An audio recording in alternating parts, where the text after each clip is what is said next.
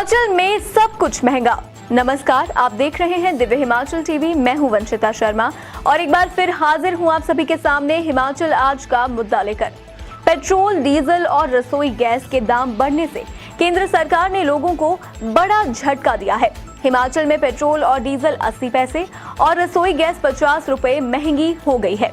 अब gas cylinder 1000 के पार हो गया है। क्यों बढ़े रेट और क्या पड़ेगा इनका आम आदमी पर असर? हम पहाड़ी में इसी पर चर्चा कर रहे हैं अनिल अग्निहोत्री और राजेश शर्मा।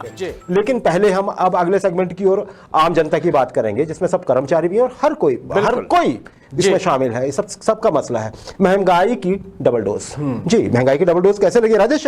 5 महीने बाद जी पूरे देश के साथ साथ हिमाचल में भी गैस महंगी हो गई है। सही है जी, और साथ ही साथ अगर आप कहें तो पेट्रोल डीजल के रेट भी बढ़ गए हैं। बिल्कुल। जानकारी क्या है, क्या हुआ, कितने रेट बढ़े हैं, क्या है? बिल्कुल, देखिए हिमाचल में आप ये देखिए कि 5 राज्यों में सरकारें बनते ही, चुनावी प्रक्रिया निपटते ही जो केंद्र सरकार ने महंगाई की डबल डोज दे दी है आम आदमी को। वैसे थोड़े से दिन 2 हफ्ते दे दिए, नहीं तो उम्मीद की 7 तारीख को हो जाएगा ऐसा। बिल्कुल सही है। देखिए रसोई गैस का सिलेंडर अब 50 रुपए महंगा हो गया है, देश भर में महंगा हो गया, हिमाचल में 50 रुपए महंगा हुआ है। इसके अलावा डीजल और पेट्रोल के रेट भी 80-80 पैसे बढ़ गए हैं अग्निहोत्री जी।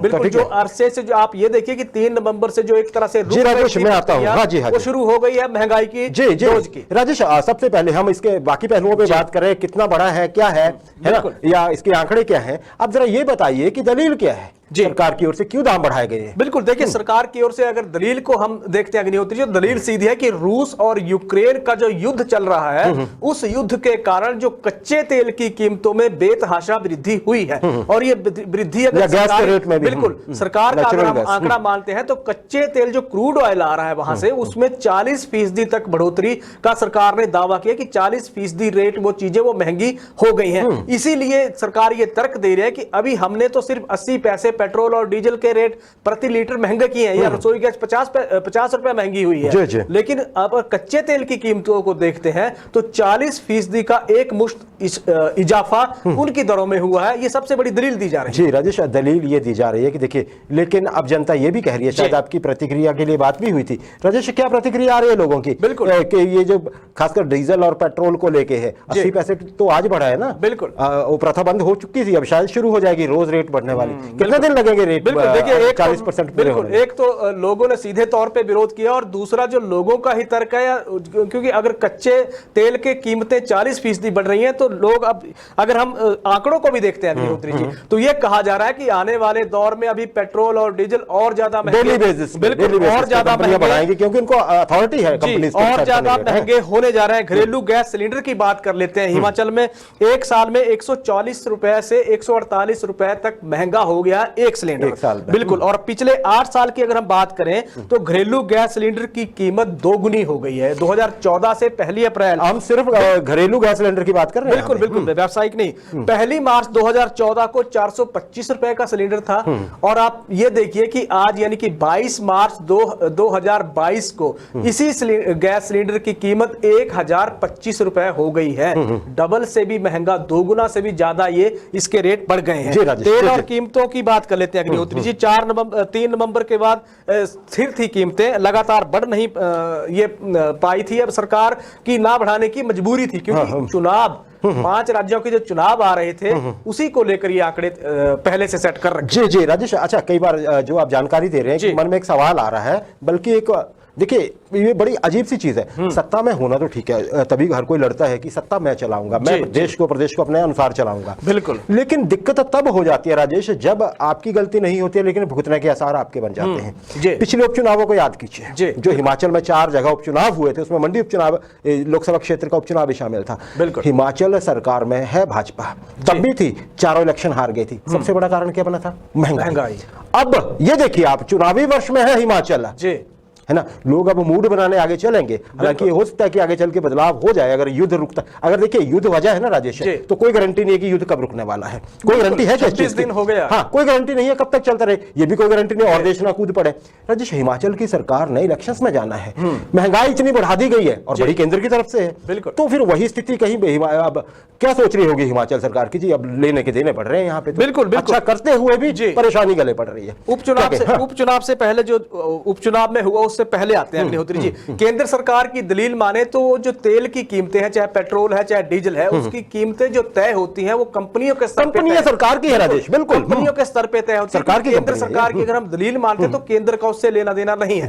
लेकिन परिस्थितियों को आप देखिए, परिस्थितियां ये हैं कि 2017 जब दिसंबर में आप ये देखिए कि गुजरात के चुनाव या हिमाचल के चुनाव उससे पहले जब हुए थे तो कोई तेल के दाम नहीं बढ़े थे, पेट्रोल डीजल रसोई गैस के रेट में कोई वृद्धि नहीं हुई थी। 2017 मई 2018 में कर्नाटक के चुनाव आते हैं, चुनावी प्रक्रिया के दौरान कोई रेट नहीं बढ़ाए जाते हैं। उसके अलावा 2019 की बात कर लेते हैं, लोकसभा चुनावों की बात कर लेते हैं, तो जो पेट्रोल और डीजल थे 5 पैसे 10 पैसे से ऊपर महंगा कभी नहीं हुआ जब तक चुनावी प्रक्रिया नहीं निपटी। 2020 की बात कर लेते हैं, जो बिहार के चुनाव हुए थे तो 2.25 महीने के भीतर तेल की कीमतों में कोई बदलाव नहीं आया, जो रेट जहां था वहीं स्थिर रहा।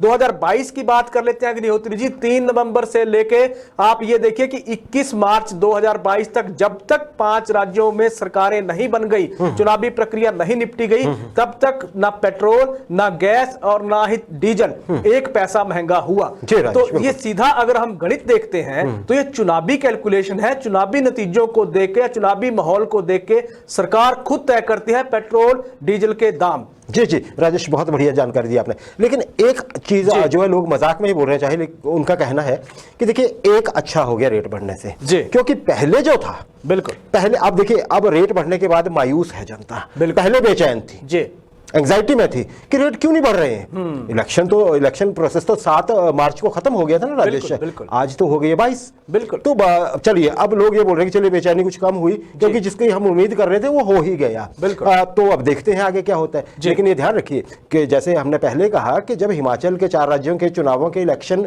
के रिजल्ट आए थे ना, जब जिसमें भाजपा चारों ही हारी थी, उस दिन से रेट नहीं बढ़े हैं राजेश, उस दिन के बाद से बंद हुआ, अब बढ़े हैं जाके, है ना। तो अच्छा चलिए, अब उम्मीद यही करते हैं कि युद्ध का अगर कारण है जी, तो युद्ध किसी के लिए, मानवता के लिए अच्छा नहीं होता है। जल्द रुके और चीजें नॉर्मलसी की ओर आए।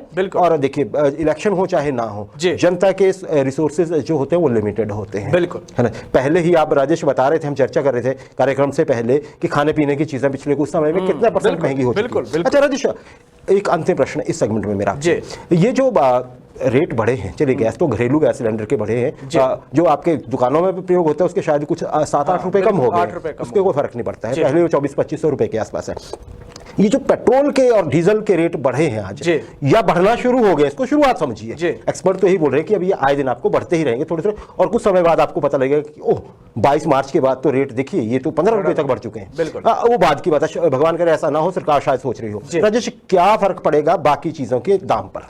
देखिए, जब पेट्रोल और डीजल महंगे हो जाएंगे तो बाकी तमाम तरह की चीजें महंगी होने जा रही हैं, जिसमें हर कमोडिटी महंगी, हर कमोडिटी आएगी, चाहे खाने पीने से या घर बनाने के सामान तक, या बस क्योंकि अभी हम देख रहे थे अग्निहोत्री जी, जब ये पेट्रोल और डीजल के रेट बढ़ाने की जब बात आई थी सामने, तो उसमें 2 तरह की चीजें सामने आ गई थी। तो बस किराए को लेकर और माल भाड़े की वृद्धि को लेकर मांग उठना शुरू हो गई है। 1 अप्रैल 2014 से बात कर लेते हैं, 21 मार्च 2022 के बीच केंद्र की सरकार ने जो पेट्रोल और डीजल है उसको लेकर 13 बार एक्साइज ड्यूटी अपनी बढ़ाई है। क्या बात है। और सिर्फ 4 बार कम की। हाँ, कई बार इंटरनेशनल मार्केट में तेल सस्ता होता है तो ड्यूटी बढ़ जाती है। अगर हम पिछले 10 चुनाव देखते हैं तो 4 चुनाव ऐसे आए हैं, क्योंकि सरकार कहती है कि हमारा कोई रोल नहीं है, 4 चुनाव ऐसे आए हैं जब अंतरराष्ट्रीय बाजार में तेल की कीमतों में बेतहाशा वृद्धि का दौर शुरू हुआ था 4 चुनावों के दौरान। लेकिन केंद्र सरकार ने उस वक्त में तेल की कीमतों में कटौती की थी, तेल सस्ता किया था। चुनावी साल था। हिमाचल के लहजे से बात कर लेते, क्योंकि उपचुनाव था, इसलिए केंद्र को यह लगता था कि महंगाई इशू यहां नहीं होगा, हिमाचल तो हमारा। लेकिन जनता ने जब महंगाई को लेकर एक तरह से प्रतिक्रिया थी, जिसे मुख्यमंत्री जयराम ठाकुर ने भी माना कि महंगाई ने हमारे लिए सारे समीकरण बिगाड़ के रख दिए, तो वहां से जो माहौल बना था, उस माहौल ने 5 महीने तक तो स्थितियां लोगों के हक में कर दी थी, जब रेट नहीं बढ़े थे पेट्रोल और डीजल के। जी राजेश, बिल्कुल सही कहा आपने। अब देखते हैं आगे चल के होता क्या है राजेश। लेकिन यहाँ हम, और बड़ी बात पता क्या है राजेश, ये सिर्फ वर्तमान सरकार का, हम अब इसके 6-7 साल हो चुके हैं, बल्कि उससे ऊपर अरसा हो चुका है, तो हमें याद वर्तमान सरकार का है। इससे पहले की सरकारों में भी यही होता रहा है। तब रेट जो थे वो कभी कभार बढ़ते थे, 5 रुपए 10 रुपए। यहाँ पे अब ऐसा है कि धीरे धीरे बढ़ते रहते हैं, रोजे कम होते रहते हैं। और राजेश, और साथ ही एक और बात है, बस किराए की आपने चर्चा की, हिमाचल में जो बस किराया बढ़ा है ना पिछले कुछ समय से, वो बहुत बहुत ज्यादा है। जनता अब शायद ये लोग मजाक में कहते हैं सही कि जो लोग अपनी गाड़ियों में चलते हैं और जिनके रिसोर्सेज है वो पेट्रोल भरवा लेते हैं, चलिए वो महंगा सस्ता हुआ, लेकिन वो जनता जिसके पास ये सहूलतें नहीं है और बसों में ही जाना है, उनका जब किराया बढ़ता है ना और 25% तक बढ़ जाते हैं, उनको बहुत दुख होता है। और राजेश याद रखिए, आम आदमी पार्टी की घोषणा है हिमाचल के लिए, सरकार बनती है तो आधा बस किराया कम कर दिया जाएगा, चाहे जितना भी हो, है ना। अभी आगे ये तो खैर आम आदमी पार्टी ने सिर्फ एक प्रेस कॉन्फ्रेंस की है, अभी तो बहुत लंबा समय है, लेकिन कहने की बात है कि वो पार्टी जो है जनता के इश्यूज पकड़ रही है। बिल्कुल सही। अब देखते हैं आगे क्या होता है।